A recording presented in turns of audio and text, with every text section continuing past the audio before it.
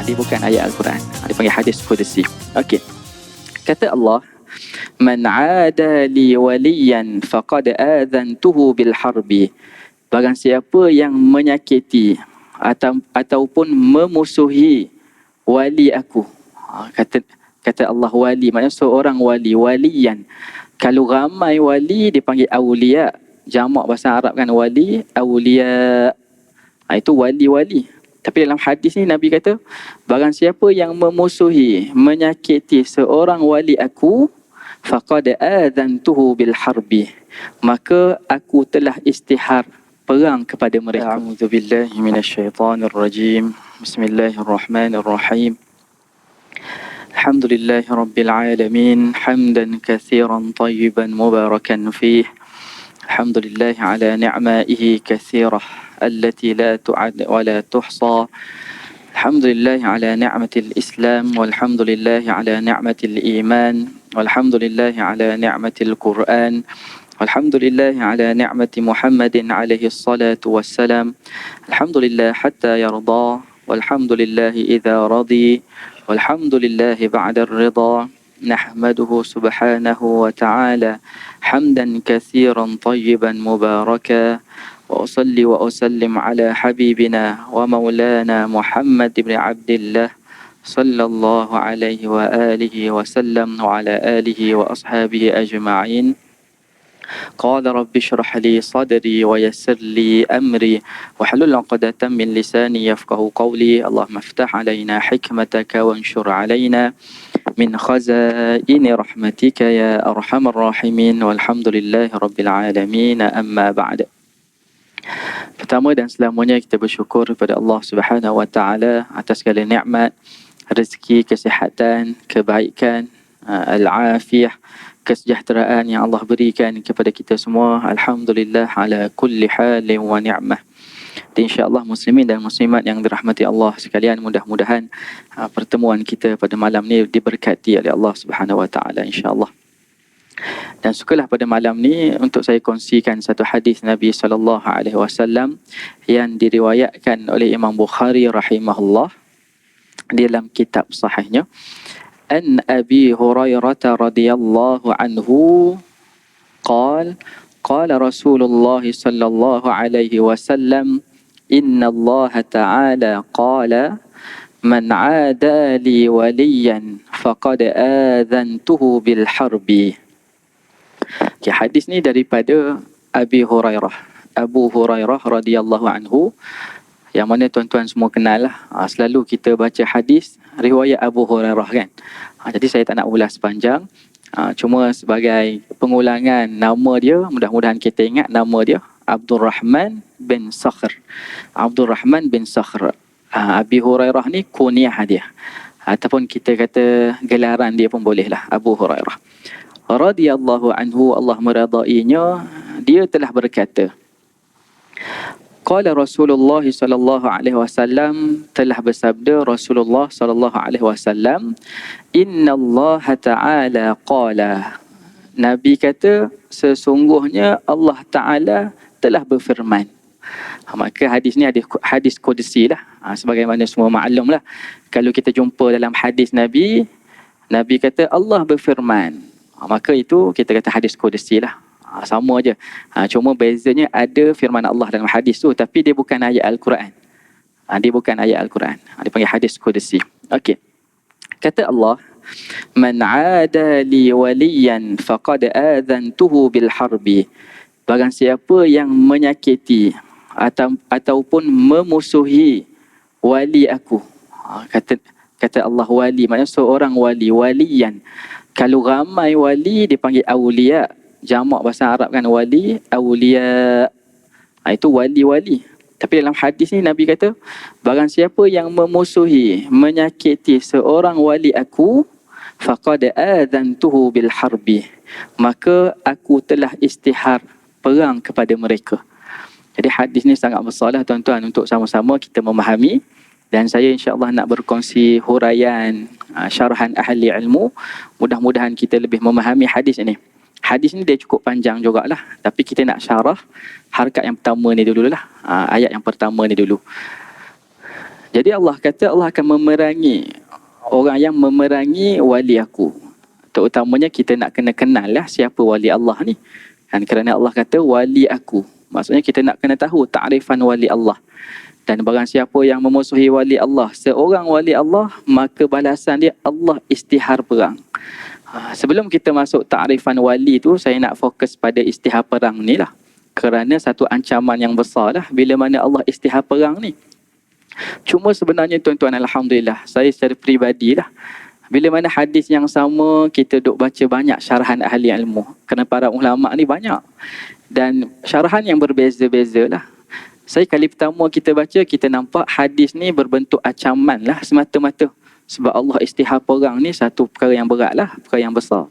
Tapi bila kita duk baca lagi, rupanya ada pandangan ataupun syarahan daripada ahli ilmu. Iaitu Al-Imam Ibn Attar. Kalau tuan-tuan kenal dia ni anak murid kanan kepada Imam Nawawi. Imam Nawawi, imam yang besar mazhab Syafi'i. Dan anak murid kanan dia yang terdekat dengan dia, iaitu Imam Ibn Attar, mazhab Syafi'i juga. Dia kata dia bawa pandangan ahli ilmu. Dalam syarahan dia tu dia bawa pandangan ahli ilmu. Bila kita baca hadis ni, di sebaliknya sebenarnya kita akan nampak rahmat Allah hadis ni. Ya, dari satu sudut ini ancaman Allah lah. Allah istihar perang. Tapi di sebaliknya sebenarnya ada rahmat Allah. Allah istihar perang ni menunjukkan Allah bagi peluang kepada kita. Allah istihar baru. Allah tak perang lagi. Allah istihar baru. Kalau kata Allah terus perang, berat kita. Banyak mana kita memusuhi wali Allah ni. Tetapi dalam hadis ni, di sebalik makna tu kita boleh nampak rahmat Allah. Allah bagi kita peluang supaya kita ni yang telah memusuhi wali Allah ni, kita bertaubat dan kita banyakkan amal salih dan sebagainya. Itu antara pandangan ahli ilmu, Masya Allah. Ada rahmat Allah. Okey. Dan mungkin sebelum kita masuk makna wali Allah ni, tuan-tuan mungkin perasanlah dalam nas agama kita ni, ayat Al-Quran ataupun hadis-hadis Nabi ni, ada beberapa tempat yang mana ancaman dia Allah istihar perang. Seingat saya ada kata 3, ada kata 4. Wallahualam lah. Tapi yang biasa kita tahu, inilah hadis ni. Yang pertama, istihar perang ni dengan sebab memusuhi wali Allah. Yang selalu lagi kita dengar dari ayat Al-Quran lah, kan? Iaitu orang yang inilah bermain dengan riba lah, kan? Riba. Allah sebut jelas, fa illam taf'alu fa'dhanu biharbin minallahi wa rasulih. Dalam ayat surah Al-Imran, seingat saya, wallahualam. Kena cek semula. Tapi ayat tu jelas menunjukkan ancaman kepada orang yang bermain riba ni adalah Allah istihar perang juga. Dan yang seterusnya, seingat saya, ancaman ukubah kepada kita tidak memberikan hak jalan. Sama juga Allah kata yuharibunallah juga. Tak apalah, itu bukan fokus kita. Tapi saya nak sebut ada beberapa ayat Al-Quran mengenai ancaman dia istihar perang ni. Dan sebelum kita masuk juga, tuan-tuan, saya nak ingatkan diri saya dan tuan-tuan lah, dalam bab riba terutamanya, sebelum kita nak masuk hadis ni, kerana saya secara peribadi bila kita dah balik mengaji ni, kita praktikal lah, tuan-tuan. Kita ada beli kereta, kan? Kita dah bekerja terikat dengan bank dan sebagainya. Dan seingat saya, tuan-tuan, Allahu Akbar, kadang tu mungkin sebahagian daripada kita, saya tak kata semualah, mungkin sebahagian daripada kita ni terlepas pandang dalam bab ni. Terutamanya dalam bab, mungkin saya boleh kongsi mungkin sebahagian, dalam bab kita kata bila mana kita memperbaharui rotek kereta kita. Renew rotek, kan? Yang ni wallahualam, seingat saya bila kita jumpa kadang tu kawan-kawan yang mengaji sekali juga, kadang tu tak ambil berat pun. Dia kata dia ambil insurans je, kan? Insurans rotek tu, kan? Wallahualam, mungkin kebelakangan ini ramai dah ustaz-ustaz kita dah bercakap. Sebenarnya tak boleh ambil insurans tu. So alhamdulillah kita kata ada sistem takaful ni. Maknanya kalau nak renew rotek kereta tu, ambil takaful punya. Mungkin istilah dia orang pun insurans juga. Tapi kena pastikan yang tu takaful Islamik punya lah. Bila sebut takaful tu Islamik lah. Ada beberapa. Tapi sebahagian orang dia tak ambil kira yang ni. Dia kata, Ustaz, sama je Ustaz. Insurans dengan takaful sama je Ustaz. Kita bayar nanti, kita akan dapat lebih lah kalau ada aksiden. Yang ni riba yang jelas, tuan-tuan. Kalau ambil insurans, rotek yang insurans tu memang riba yang jelas. Memang kita bayar sedikit. Contoh cover berapa kereta kita, kan? Bayar 1,000, 2,000. Bila ada aksiden, dia akan cover 100,000. Yang ni jelas riba, tuan-tuan. Jelas riba. Tapi takaful ni dia berbeza. Bila kita ambil, kita dah kira-kira berapa tu, kita bayar tu atas dasar tabaruk. Tuan tahu tabaruk ni maksudnya kita macam niat nak bagi, bukan bagi hadiah, maknanya kita buat amal lah. Kita bayar tu atas akad amal. Kita buat amal. Tak apalah. Kalau aku tak kena pun, mungkin orang lain kena accident tu, bagi kat dia lah. Nampak tak? Dari situ akad tu yang membezakan. Kalau insurans ni memang akad riba terus lah. Kita pilih-pilih, ambil yang ni, oh dia akan cover 100,000. Yang tu memang insurans. Memang jelas riba tu. Tapi takaful dia berbeza pada akad tu. Ya, kita pilih yang sama juga. Duk kira-kira, okey 1,000. Tapi bila kita bayar 1,000 tu, akad apa? Akad tabaruk. Maksudnya macam akad ni kita hadiah ataupun kita macam kita sedekah lah. Maknanya kata dalam ramai-ramai yang guna kereta tu, kalau siapa yang accident, dapat kat dia, rezeki dia lah tu. Kalau tak dapat, sebab tu sistem takaful ni sebenarnya dia ajar kita supaya sedekah juga. Kan? Dan masa yang sama mungkin bulan-bulan ada kita bayarkan, kita ambil hebahkan takaful. Kalau aku tak sakit ni, tak dapat lah. Setengah orang begitu. Setengah orang, saya bukan ejen takaful lah. Terutamanya saya bukan ejen takaful. Cuma dari sistem tu kita nak bahas. Setengah orang ni kalau tak sakit, tak dapat lah. Peluang ni tak dapat lah. Rugilah aku duk bayar bulan-bulan. Tak. Bila kita masuk takaful ni, dia panggil tabaruk. Maksudnya kita sedekah yang tu. Maknanya kata kalau aku sakit, insya-Allah orang lain pun begitulah.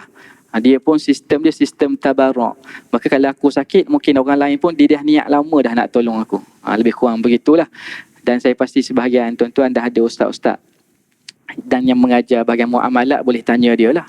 Tapi yang ini saya nak bercakap berdasarkan pengalaman saya sendiri lah. Bila kita dulu kita mengaji juga, dah habis BA dan sebagainya kan, kita pun ambil bidang syariah. Tapi rupanya bila praktikal ni, dah balik kerja ni, kita akan rasa Allah berbeza dengan apa yang kita belajar tu. Bukan mudah nak aplikasi. Dan yang kedua, kalau boleh saya kongsi tuan-tuan, saya nak sentuh berdasarkan pengalaman juga, KWSP lah. KWSP ni. Bila mana kita daftar, awal-awal sekali kita buka akaun kita kan, KWSP ni, dia memang automatik konvensional punya, bukan Islamik. Okay, sebahagian tuan-tuan tahu dah. Tapi yang hari ni tuan-tuan, saya ada dengar Ustaz Zaharuddin sebut, saya ingat saya. Dia kata, yang terbaru juga, 2-3 bulan lepas saya dengar, masih lagi 60% lebih orang Islam ni, KWSP dia konvensional. Ini berat tuan-tuan. Sebab tu dia masalah sikit. KWSP ni bila kita daftar kali pertama tu, dia memang automatic konvensional. Kita yang kena minta. Ataupun kita kena buat melalui online lah. Kena minta tukar pada Islamik. Itu pun dia akan tukar pada Islamik tu pada masuk bulan 1 tahun hadapan tu. Baru dia tukar Islamik. Ini pengalaman saya sendiri. Mungkin untuk yang mungkin orang-orang yang muda yang baru bekerja dan sebagainya, kena ambil perhatian lah perkara ni. Kerana asalnya KWSP kalau kita daftar, dia konvensional, kita kena tukar. Sebab bila Ustaz Zaharuddin kata begitu, Allah, rupanya ramai lagi orang Islam ni KWSP dia tu konvensional. Maka tuan-tuan, dividen yang kita dapat tu kena bersih tu. Kalau konvensional lagi kena bersih dividen yang kita dapat tu. Wallahu alam. Ini bab riba, bab muamalat ni kita kena jaga betul lah tuan-tuan. Kerana Allah istihar perang dalam bab riba ni. Okey, kita fokus pada hadis kita ni. Allah istihar perang juga pada orang yang memusuhi wali Allah. Jadi kita nak kenal siapa wali Allah. Muslimin dan muslimat yang dirahmati Allah sekalian. Saya secara peribadi jugalah. Mungkin tuan-tuan pun sama.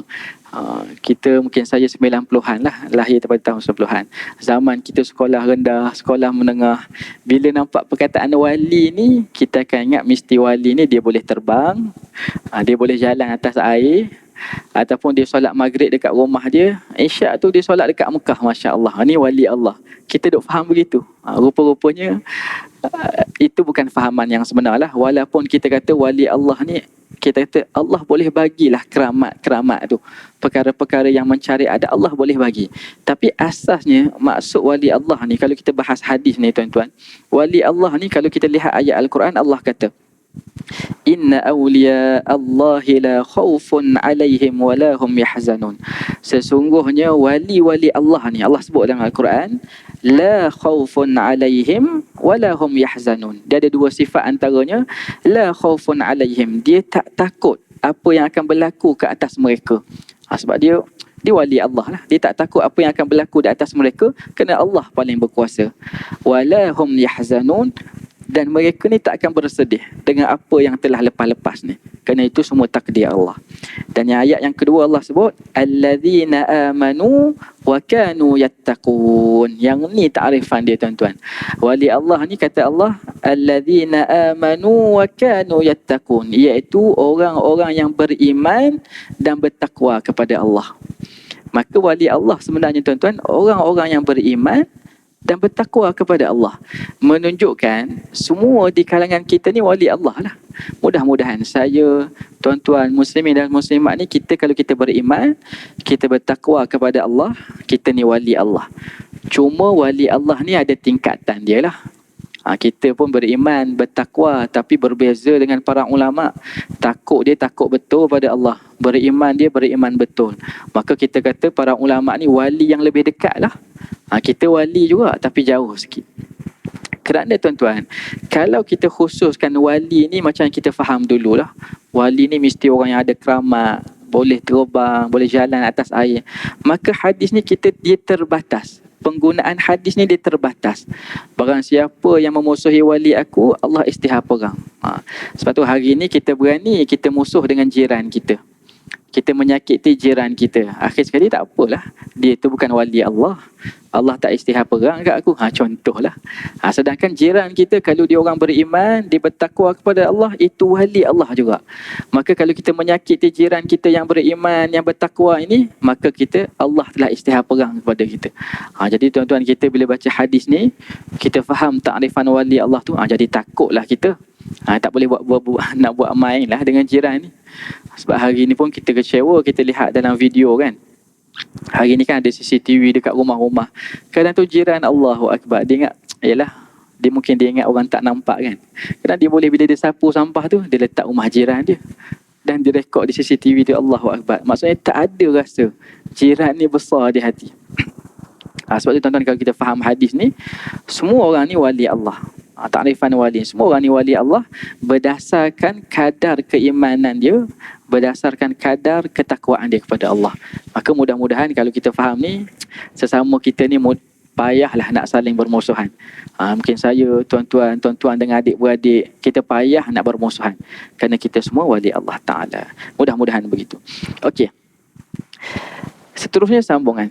Nabi sambung lagi hadis ni, wa ma taqarraba ilayya 'abdi bi syai'in ahabba ilayya mimma aftaradtuhu alaih. Okey, itu dah habis lah bab wali, istihar perang tu dah habis.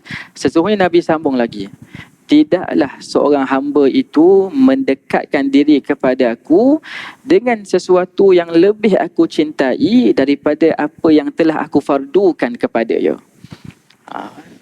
Terjemah mudahnya beginilah tuan-tuan.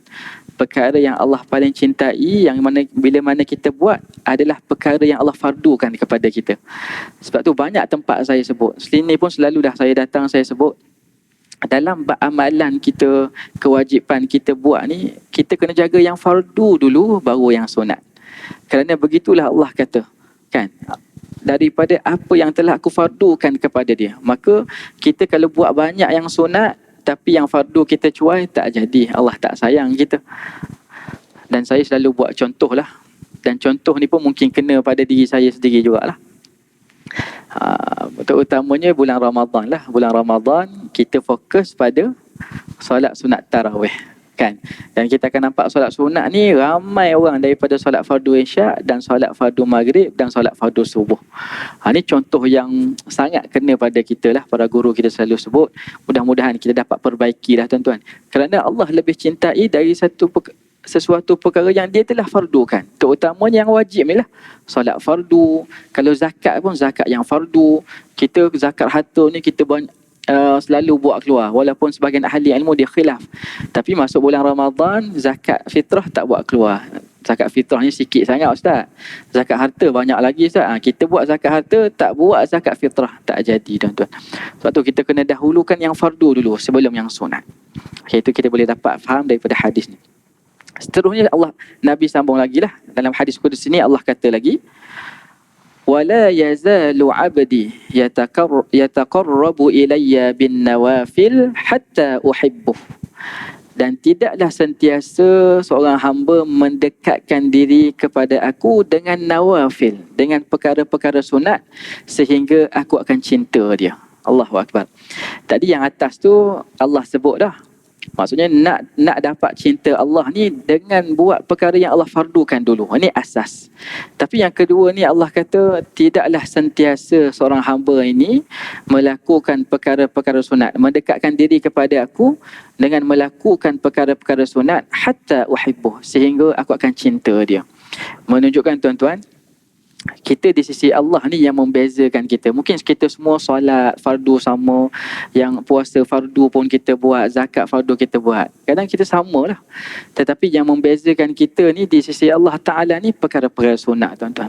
Perkara-perkara sunat. Apa beza cinta pada solat fardu, pada perkara fardu dengan cinta pada perkara sunat ni? Kan kalau orang tanya, sebab hadis ni Allah sebut cinta juga pada yang fardu tu, pada yang sunat ni pun Allah sebut cinta juga. Apa beza dia? Alhamdulillah kita para guru kita buat satu contoh mudah lah untuk kita faham. Kalau seorang guru lah, cikgu kan, seorang guru pendidik ni, dia bagi kerja rumah kepada anak-anak murid dia. Dia bagi kerja rumah ni kira benda yang wajib lah. Semua kena buat, pastikan esok siap.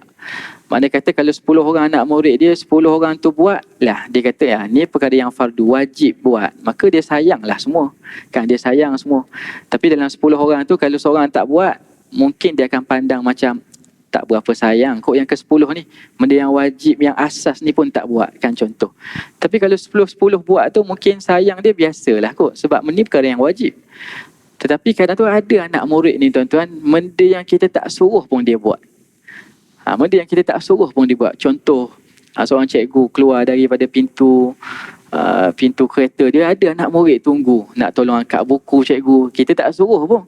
Yang ni dia buat perkara yang sunat, pasti automatik tuan-tuan cikgu tu akan sayang dia lebih. Benda yang tidak suruh buat pun anak murid dia buat pada kebaikan lah. Kan? Dia kata banyaklah. Kadang tu bila jumpa cikgu dia bagi salam, tanya cikgu apa khabar, nak minta pertolongan lah. Yang ni automatik cikgu dia akan sayang lah. Tadi dalam ramai-ramai yang wajib tu 10 orang tu kira sayang juga. Tapi bila mana yang sunat ni melebihkan lagi. Begitulah tuan-tuan, kita di sisi Allah Ta'ala ni nak dekat dengan Allah. Maksudnya kita kata tingkatan kita ni berbeza dengan orang lain ni perkara sunat tuan-tuan. Contoh Imam Ghazali rahimahullah, imam yang besar lah, mazhab Syafi'i, meninggal 505 Hijrah. Dia kata dalam bab sunat ni dia buat satu perumpamaan. Macam kalau orang berniaga lah. Kalau orang berniaga ni, yang fardu ni diibaratkan sebagai sunat. Yang fardu ni diibaratkan sebagai modal. Kalau orang berniaga ni, mustahil. Orang yang berniaga ni mustahil dia akan kata tak apalah, kali ni aku berniaga tak balik modal pun tak apa. Mustahil begitu. Kalau ada orang nak berniaga kata tak balik modal tak apa, baik tak payah berniaga lah. Sebab tu itu yang wajib. Maksudnya modal ni paling kurang kalau nak berniaga wajiblah kira-kira tu dapat modal semula. Adapun yang membezakan kita, yang sunat ini diibaratkan untung tu lah. Sebab tu kita bila berniaga, untung ni macam-macam kita boleh buat. Boleh kembangkan lagi perniagaan, boleh buka kat sana sini, boleh beli apa yang kita nak kan, macam-macam lagi yang bila mana untung ni. Begitulah yang sunat tuan-tuan. Yang sunat ni lah menyebabkan kita tinggi di sisi Allah Ta'ala. Untuk diri saya lah tuan-tuan. Bahkan kalau kita lihat kan, kenapa kita kena buat juga yang sunat? Walaupun ada hadis yang lain kan, Arab Badawi ni dia datang jumpa Nabi nak buat yang fardu dia. Dia kata aku tambah-tambah dah yang lain. Boleh ke aku masuk syurga ni? Dia tanya Nabi Arab Badawi. Nabi kata boleh kamu masuk syurga. Dari satu sudut betul, kita memang kena jaga yang fardu. Tapi dari satu perbincangan, para ahli ilmu bincang, banyak lagi hadis-hadis Nabi ni tentang suruh buat yang sunat ni. Kerana apa tuan-tuan? Yang sunat ni ada dua perkara penting lah. Yang pertama, kita ni yang fardu ni pun belum tentu. Macam mungkin saya sendiri lah tuan-tuan, bila duk fikir yang fardu pun mungkin banyak lopong lah. Kita pun kadang-kadang solat sebab kita kata kewajipan je. Solat ni macam ala kadar je, tak apalah. Buat-buat di akhir waktu pun tak apalah. Kita kata yang fardu kita ni pun banyak lopong dia kan, banyak kekurangan dia. Sebab tu yang sunat ni lah kata ahli ilmu, dia akan menampung kekurangan yang fardu. Dan bila mana dah habis ditampung yang fardu, kekurangan yang fardu, maka yang lebihnya Kita kata itulah yang meninggikan darjat kita di sisi Allah Ta'ala. Yang sunat itulah akhir sekali membezakan kita di sisi Allah Ta'ala. Jadi bila kita bincang yang sunat ni tuan-tuan, yang sunat ni dia banyak lah. Kan banyaklah perkara sunat. Kalau nak berbanding dengan yang fardu ni sikit sangat tuan-tuan. Dalam kehidupan kita ni rahmat Allah lah. Kita kata yang fardu ni sikit tuan-tuan. Kita kata solat lah kot 5 waktu yang wajib. Puasa pun bulan Ramadan wajib. Kecuali kalau kita bernazar jadi wajib. Tapi jarang begitu. Kan zakat pun boleh sampai haul, sampai nisab. Mana kata yang wajib ni sikit sangat dalam kehidupan kita. Yang selebihnya yang sunat ni banyak tuan-tuan. Tapi setengah orang bila kita bincang bab ni, dia kata akhir sekali kita ni buat apa nak buat sunat sangat banyak sangat. Akhir sekali masuk syurga pun dengan rahmat Allah. Kan? Ada setengah orang begitu kan. Kita pun yang buat sunat ni tak ikhlas kan. Dia kata akhir sekali pun kita masuk syurga pun bukan dengan amalan kita. Kita masuk dengan rahmat. Ya betul tuan-tuan. Memang ada hadis Nabi jelas. Nabi kata. Bahkan Nabi sendiri pun. Nabi kata aku masuk syurga pun dengan rahmat Allah. Tapi cuba tengok praktikal Nabi. Praktikal Nabi solat ni sampai bekak kaki-kaki. Nak jadi hamba yang bersyukur. Dan Nabi mengumpamakan orang yang bersyukur ni dengan ibadat sebenarnya. Kan, Nabi umpamakan macam mana nak jadi orang bersyukur dengan ibadat. Sebab bila mana sahabat Nabi ni tanya, Nabi kamu ni dah diampunkan dosa sebelum dan selepas. Tengok Nabi solat ni bengkak kaki-kaki. Nabi kata afala akunu abdan syakura. Tidakkah boleh aku nak jadi hamba yang syukur? Menunjukkan bersyukur ni antaranya dengan amal soleh, dengan ibadat. Jadi kalau kata Nabi pun masuk dengan rahmat Allah, Nabi masuk syurga pun dengan rahmat Allah, tapi ibadat Nabi Masya Allah tuan-tuan. Sebab tu para ulama dia sebut nak dapat rahmat Allah ni dengan amal soleh lah. Tak betul lah setengah orang kata tak apalah kita ni enjoy lah. Akhir sekali Allah ni rahmat Allah masuk kita pada syurga. Ya betul. Tapi dari satu sudut nak dapat rahmat mesti dengan amal soleh. Mudah-mudahan untuk saya dan tuan-tuan juga. Okey, saya nak bincang sikit lah sebab hadis ni nanti ada dalam, dia tak berapa panjang sangat. Seterusnya tak perlu syarah panjang yang seterusnya. Cuma dalam bab sunat ni tuan-tuan, saya mungkin untuk diri saya dan tuan-tuan juga, antara perkara sunat yang paling afdal tuan-tuan, perkara sunat yang paling afdal ialah solat sunat. Kita tahu banyak sunat kan, sedekah kan, macam-macam lagi lah, banyak yang besar yang kecil. Tapi yang antara sunat yang paling afdal ni adalah solat sunat. Kerana kita tahu yang paling afdal, yang fardu ni, pertama sekali kita akan dihisap ni tentang salat. Menunjukkan salat ni besar lah. Bahkan dalam hadis yang membezakan seorang mukmin ni adalah salat dia. Sebab tu tuan-tuan, bila masuk bab sunat pun, salat sunat dia afdal. Dan dalam mazhab kita tuan-tuan, antara salat sunat paling afdal, qiyamul lail itu tak apalah, kita tak payah ceritalah. Yang tu mungkin setengah orang je mampu buat. Tapi saya nak sebut ni yang mungkin kita semua boleh buat insya-Allah. Salat sunat yang paling afdal ni adalah qabliyah dan ba'diyah tu. Dia panggil salat sunat rawatib. Salat sunat rawatib, bahkan tuan-tuan rawatib ni juga dia ada rawatib muakkadah. Rawatib yang sangat dituntut. Bahkan para ahli ilmu sebut Nabi tak tinggal rawatib. Kita tahu rawatib sebelum ni ada sebelum, selepas. Tetapi dalam kalau kiraan dia, semua rakaat tu kalau kita kira ada dalam 22 rakaat lah. Tetapi yang Nabi jaga betul, jarang sangat Nabi tinggal. Memang Nabi, kecuali dalam musafir. Sebagian ahli ilmu sebut ketika musafir Nabi tinggal. Tetapi dalam bab kebanyakan Nabi tak tinggal dan Nabi gesa para sahabat buat, jangan tinggal. Ada 12 rakaat. Sebahagian ahli ilmu kata ada 10 rakaat rawatib ni. Iaitu 2 sebelum subuh, 2 sebelum subuh, 4 sebelum zuhur, 4 sebelum zuhur dan 2 selepas zuhur, 6. 2 selepas maghrib dan 2 selepas isyak. Cukup 12 tuan-tuan. Walaupun tuan-tuan tahu banyak lagi sebenarnya rawatib ni kan. Sebelum maghrib pun ada, sebelum isyak pun ada, sebelum asar pun ada. Tetapi yang tu yang tak muakkad, dia panggil rawatib saja. Kalau para ahli ilmu dia membezakan, dia ada rawatib yang muakkad, sangat dituntut buat Nabi tak tinggal, ada 12 rakaat. Yang saya sebut tadi lah, mungkin saya ulang sekali lagi. 2 rakaat sebelum subuh, yang kita panggil solat sunat fajar ni lah. 2 rakaat sebelum subuh, solat sunat fajar. Yang ini kalau musafir ke tak musafir, Nabi tak tinggal yang ni. Mungkin yang lain ada sebahagian riwayat Nabi tinggal. Tapi kalau yang ni memang Nabi tak tinggal lah, kalau musafir sekalipun. Okey, selepas tu 4 sebelum zuhur. 4 sebelum zuhur, rawatib yang muakkad ni, 4 sebelum zuhur. dan 2 selepas Zuhur. Walaupun ada sebahagian riwayat boleh juga 4 selepas Zuhur, boleh juga. Tapi kalau kita buat 4 selepas Zuhur, 2 saja yang muakkad. 2 saja yang muakkad. 2 lagi tu rawatib juga tapi tak muakkad. Okey, jadi 2, 4, 6, jadi 8 dah. 2 selepas maghrib dan 2 selepas isyak. Yang ni sangat muakkad tuan-tuan. Sebab tu saya sebut hari tu kan. Saya pernah bagi tahu dalam bab solat sunat tarawih 20 rakaat tu, kita kadang tu selepas isyak kita tak solat sunat apa ba'diyah isyak tu. Yang ini mazhab Syafi'i dia ada bincang lah dalam bab pahala dapat ke tak. Kerana 2 rakaat selepas isyak ni lebih afdal daripada 20 rakaat tu. Yang ni saya bila kita tahu tu kita Allah rasa ruginya. Kita ingat zaman-zaman muda dulu. Kadang tu kita bila tarawih ni kan, kadang kita cepat-cepat je, isyak pun cepat-cepat, wirid pun cepat-cepat, dan kita tak solat pun 2 rakaat ba'diyah isyak tu. Kita nak fokus letih ni, 20 rakaat tarawih ni letih ni. Allahu Akbar. Sedangkan dari sudut pahala dalam mazhab Syafi'i pun dia bincang dapat ke tak. Tapi dari sudut afdal, memang rawatib 2 rakaat selepas isyak ni lebih afdal daripada 20 rakaat. Dan seingat saya alhamdulillah mungkin di Selangor ni jarang dah begitu. Dulu zaman muda-muda seingat saya imam pun tak buat. Maksudnya cepat-cepat ni. Dah wirid-wirid cepat-cepat. Okey, suruh Bilal terus mulakan selawat tu nak solat tarawih. Allahu Akbar. Jadi dalam bab sunat ni tuan-tuan tahu semua banyaklah. Tapi antara yang paling muakkad adalah solat sunat. Dan solat sunat paling yang dituntut adalah solat sunat ni lah dia panggil rawatib. Sebelum dan selepas ni. Ada 12.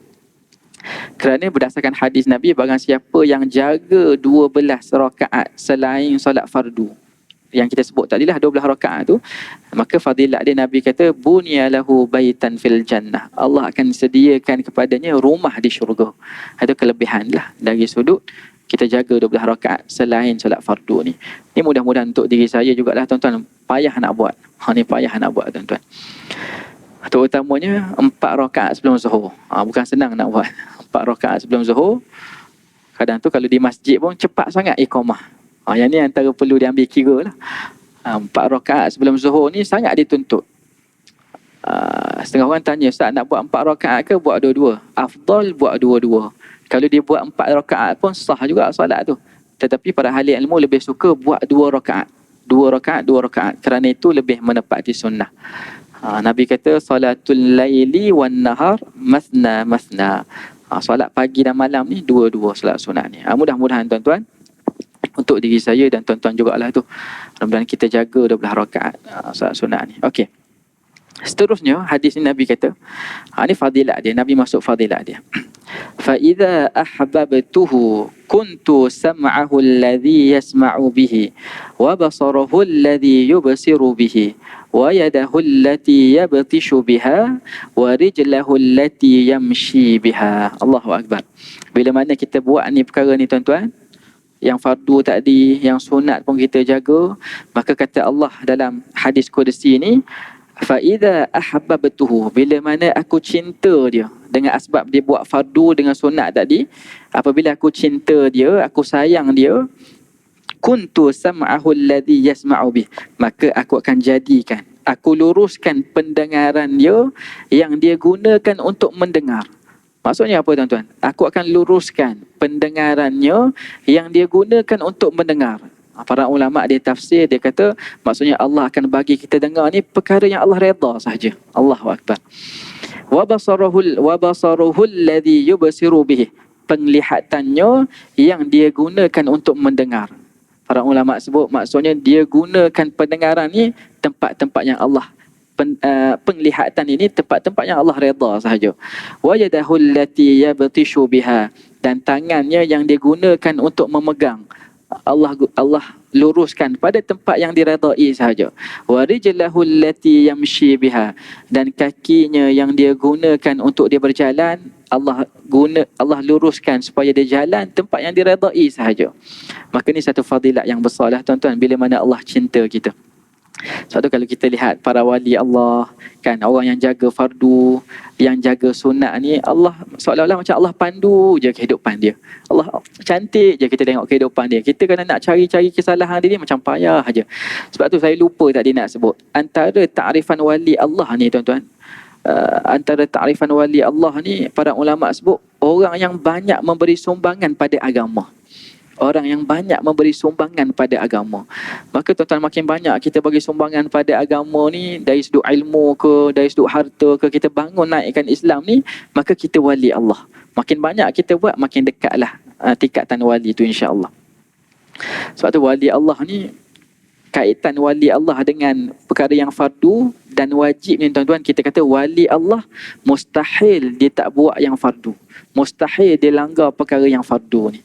Sebab tu kaitan dia tuan-tuan, kita kena faham. Hari ni mungkinlah saya nak sebut, kalau tuan-tuan lihat di YouTube, bahkan banyaknya di negara jiran dah, di Indonesia tuan-tuan, viral tuan-tuan, dalam jemaah masjid tu kan, dia disebut wali Allah lah, tapi tak pakai baju, pakai seluar pendek, isap rokok, duduk atas mimbar. Ada video yang viral baru lagi tuan-tuan di Indonesia, dan jemaah ni masing-masing pergi cium kaki dia, Allahu Akbar. Kita kata kalau kita belajar hadis ni yang asas ni pun, kita akan tahu mustahil. Walaupun ada orang takwil, ialah wali Allah ni dia tak tunjuk dia ni wali, betul. Mustahil wali Allah dia mengaku dia wali, tetapi mustahil wali Allah dia mengaku, dan ataupun mustahil orang yang saleh ni dia mengaku dia saleh. Tetapi kalau kita kata dia ni, setengah orang dia takwil begini, dia ni sebenarnya nak tipu mata kita, bila tak pakai baju tu, isap rokok tu, jadi orang tak panggil dia wali kan. Tapi kita kata bila mana dia melanggar perkara yang fardu kan, bahkan yang sunat pun entah ke mana, maka itu bukan wali Allah lah. Dari satu sudut, maksudnya wali kan berdasarkan tingkatan dia. Tetapi orang Melayu kita faham ni, wali ni macam ada karamah dan sebagainya. Sebab tu kita kena faham betul hadis ni tuan-tuan. Makna wali ni, bahkan Al-Imam Ibn Attar yang saya sebut tadi tu, murid kanan Imam Nawawi ni, dia ada satu takrifan juga. Dia kata wali Allah ni, dia akan jaga yang fardu, dia akan jaga halal haram. Maksudnya dia tak akan buat yang haram. Sebab tu kalau tuan lihat video yang viral tu, kita kata ni yang kita kata boleh kata karut lah, tak betul ni, mustahil.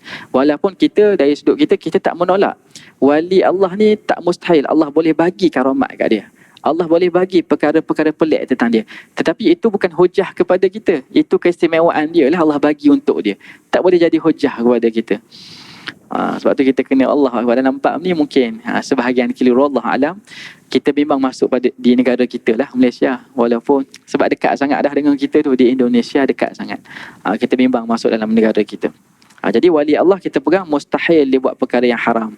Walaupun setengah kata khilaf rokok ni Allah, tapi bila dia tak pakai baju kan, nampak pusat dan sebagainya, bukan, itu perkara yang haram lah. Kita kata wali Allah mustahil buat perkara yang haram, tinggal yang fardu dan sebagainya. Okey. Jadi hadis ni kita nampaklah fadilat dia.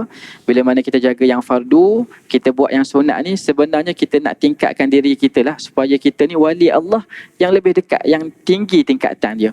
Dengan yang jaga yang fardu, jaga yang sunat, insya-Allah tuan-tuan, kita wali Allah jugalah. Semua kita ni wali Allah. Okey. Dan fadilat bila mana kita jaga yang fardu, yang sunat tadi, kita dah sebutlah. Allah pandu kita. Jalan pun kadang tu kita selalu nak pada tempat yang baik. Kita kadang tu kita lihat orang-orang, kita ada keluarga sendirilah kan, bila dia dah pencen ni kan, kita ingat bila dah pencen ni kan, macam-macam lah. Sebab dia tak pernah, zaman dia kerja hari tu, dia tak pernah pun pergi berjalan luar negara lah, Turki ke Eropah mana-mana. Kita ingat bila dia pencen ni banyaklah duit dia tu, tapi dia kata tak nak pergi. Dia kata kalau nak pergi luar negara pun, dia nak pergi umrah dia. Allah pandu dia, Masya Allah. Allah rasa, kita kata taklah salah pergi jalan dekat tempat lain tu, taklah salah. Tapi kadang tu berbeza orang ni tuan-tuan kan. Kita lihat dia macam Allah pandu dia. Allah saleh dia ni. Sebab antaranya jaga yang fardu, yang sunat. Mudah-mudahan kita semualah, tangan dia pun pada tempat yang dirada, kaki dia pun pada tempat yang dirada. Dan akhir sekali hadis ni Nabi kata, wala in sa'alani la u'tiyannah wala in ista'adhani la u'idhannahu. Allahu akbar. Kelebihan wali Allah yang melakukan yang fardu, jaga yang sunat. Tadi fadilat dia kita dah sebut dah, 4 perkara tadi kan, anggota badan tu. Maka Nabi tambah lagi. Nabi kata bila mana dia minta pada aku akan berikan. Bila mana dia mohon perlindungan daripada aku akan lindungi dia. Allah, ni kelebihan wali Allah. Kita semua lah tuan-tuan. Jangan kita sempitkan. Saya selalu ulang, jangan kita sempitkan makna wali tu. Kita semua ni wali insya-Allah, berdasarkan tingkatan keimanan, ketakwaan dia. Sebab tu Allah sebut fadilat ni sangat besar tuan-tuan. Kalau kita sempitkan makna wali, kita tak dapatlah fadilat ni. Sedangkan dalam hadis ni Nabi kata wala in sa'alani la u'tiyannahu. Kalau dia minta, aku akan bagi. Dan kalau dia minta perlindungan daripada aku akan lindung dia. Allahu Akbar. Ni satu fadilat yang besar lah. Mudah-mudahan tuan-tuan. Sebab tu dalam bab ni, bila kita nak minta, sebab tu kita ada satu bab tawasul dengan doa orang saleh, tuan-tuan. Tuan-tuan tahu banyak cara tawasul kan. Antara yang utama, tuan-tuan, tawasul dengan doa orang saleh. Maksudnya orang yang masih hidup, kita minta doa dia. Kerana atas dasar apa, tuan-tuan, kita minta doa? Atas dasar mungkin kita rasa amalan fardu kita, sunat kita ni tak seberapa sangat. Tapi bila kita lihat dia ni ustaz, para ahli ilmu, terutama je lah para ahli ilmu, dia ni fardu dia jaga, sunat pun dia banyak bangun malam. Sebab tu kita minta doa atas dasar tu, tuan-tuan. Atas dasar hadis ni. Bila mana orang wali Allah yang jaga fardu, jaga sunat ni, tuan-tuan, kalau dia minta, Allah bagi. Sebab tu kita nak tumpang dengan dia. Kalau tengok dia soleh, bagus hubungan dia baik dengan Allah ni, kita minta doa. Ni antara sesuatu yang sangat disyariatkan dalam agama kita lah, tuan-tuan. Sebab tu saya selalu sebut, kita bila mana ada histeria dan sebagainya kan, anak kita sakit, kena masuk jin dan sebagainya kan, kita panggil ustaz tu bukanlah atas dasar apa, tuan-tuan. Atas dasar kita rasa dia lebih soleh saja. Kita atas dasar dia lebih soleh daripada kita, dia lebih dekat dengan Allah. Maka kalau dia baca, mungkin lebih jadi kot daripada aku yang baca. Fatihah pun tak berapa betul lagi. Atas dasar tu saja, tuan-tuan. Bukanlah atas dasar kita rasa dia ni ada super power dan sebagainya. Itu tak betul lah. Kadang orang ni bila nampak ustaz boleh berubat dan sebagainya, dia ni jadi macam pelik. Dia angkat ustaz tu macam pelik sangat. Macam ustaz ni hebat, macam ada dapat tahu perkara yang gaib. Yang ni tak betul lah. Kita minta tolong tu atas dasar apa? Atas dasar kita sangka dia lebih soleh. Tapi hakikatnya, tuan-tuan, soleh tak solehnya, kita dengan Allah kita lebih tahulah. Dan saya selalu pesan hari tu untuk diri saya lah. Mana kalau orang ni, dia pernah minta kita baca air ni, jenis saya, bukan kita tak nak buat, kita kata jom kita baca sama-sama. Kerana boleh jadi dia lebih soleh daripada kita. Dia minta kita doa, tetapi mungkin boleh jadi dia lebih soleh. Jadi kita yang terbaik, kita ajar dia bacaan apa, Al-Fatihah, Ayatul Kursi, 3 kul, yang mudah aja, tuan-tuan. Sedangkan bila dia minta kita ni kan, kita ambil peluang lah, kita ajar dia.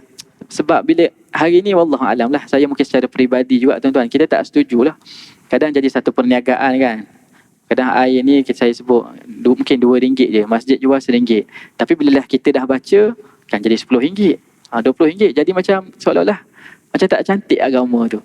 Sedangkan benda yang bacaan tu yang simple je. Al-Fatihah, Ayatul Kursi, 3 kul. Sebab tu, tuan-tuan, mudah-mudahan saya selalu pesan untuk diri saya. Kadang tu dengan isteri kan, dengan isteri orang yang terdekat ni kan.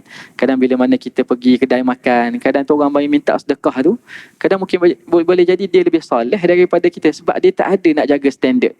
Kita banyak benda yang kita nak jaga, nak tunjuk kat orang. Kereta pun, pakai kereta kecil, malu kat orang. Tapi dia tak ada nak jaga standard dah, tuan-tuan. Duk angkat barang tengah panas, dia tak ada apa nak jaga. Mungkin hati dia tu lebih bersih daripada kita. Kita ni banyak benda nak tengok pandangan orang dan sebagainya ni. Mungkin sebab tu terhijab doa kita. Tapi kita ambil peluang. Kalau bagi dia RM1, RM2 tu kan, minta dia doa. Mudah-mudahan makbul doa dia tu daripada kita, mudah-mudahan. Wallahualam, tuan-tuan. Kita berhenti bagi laluan azan dulu. Kita sambung sedikit selepas ni, insyaAllah. InsyaAllah, muslimin dan muslimat yang dirahmati Allah sekalian, saya nak sambung sedikit saja lagi. Berkenaan ada satu doa lah. Kita kira dah habis dah syarah hadis ni. Hadis ni akhir sekali Nabi sebut tadi lah, bila mana kita meminta, Allah akan bagi. Dan kalau kita mohon berlindung, Allah akan lindungi kita. Jadi, dan kalau kita lihat fadilat yang sebelum tu, Allah pandu jalan kita kat mana, perlihatkan kita pendengaran kita. Dan ada satu doa yang berkaitan dengan ni, tuan-tuan. Mudah-mudahan kita boleh amal lah. Satu doa yang diriwayatkan oleh Imam Nasai. Satu hadis, dalam hadis riwayat Imam Nasai, Nabi ajar kita satu doa. Ya Hayyu Ya Qayyum birahmatika astaghith. Wahai yang maha hidup lagi maha berdiri dengan sendiri, birahmatika astaghith, dengan rahmatmu aku memohonkan pertolongan, wala takilni ila nafsi tarfata'in. Birahmatika astaghith wala takilni ila nafsi, saya lupa sebelum tu, aslih li sya'ni kullah, perbaikilah urusanku keseluruhannya, wala takilni ila nafsi tarfata'in, dan janganlah engkau serahkan urusan aku ini kepada diriku sendiri walaupun sekelip mata. Menunjukkan tuan-tuan, hadis ni Nabi nak doa yang berbentuk akidah lah. Maksudnya tuan-tuan, kita kalau Allah bagi kita urusan kita sendiri ni, jam kita. Bahkan doa Nabi ni, jangan ya Allah ya Tuhanku, janganlah engkau berikan aku uruskan urusanku sendiri walau sekelip mata. Walau sekelip mata pun tak boleh tuan-tuan. Hakikatnya kita hidup ni di bawah kekuasaan Allah Ta'ala lah. Jadi doa ni doa yang sangat baiklah tuan-tuan. Mudah-mudahan kita boleh sama-sama amal ya Hayyu ya Qayyum birahmatika nastaghith. Bahkan dalam riwayat sebut, kalau kita duk rasa apa, macam kita rasa macam tak sedap hati, rasa macam susah hati, macam stres dan sebagainya, antara doanya ya Hayyu ya Qayyum birahmatika astaghith juga. Tapi dia dua tu saja. Maksudnya ulang banyak kali, wahai yang maha hidup lagi maha berdiri dengan sendiri, birahmatika astaghith, dengan pertolonganmu, dengan rahmatmu aku mohon pertolonganmu. Ulang banyak kali dalam riwayat yang lain. Tapi dalam riwayat Imam Nasa'i ni, Nabi ajar dua doa itulah. Aslih li sya'ni kullah, perbaikikanlah urusan aku semuanya. Yang ni kita nak tuan-tuan. Wala takilni ila nafsi tarfata'in, jangan engkau serahkan kepada aku, uruskan sendiri urusanku ini walau sekelip mata. Wallahu alam tuan-tuan. Mudah-mudahan dapat sama-sama kita amalkan doa ni, dan mudah-mudahan ada manfaat perkongsian kita pada malam ni, sekali yang baik daripada Allah Ta'ala, sekali yang buruk daripada kelemahan diri saya. Aqulu qawli hadha wa astaghfirullahal azim. Assalamualaikum warahmatullahi wabarakatuh. Subhanakallahumma hamdika, nashhadu an la ilaha illa anta wa nastaghfiruka wa natubu.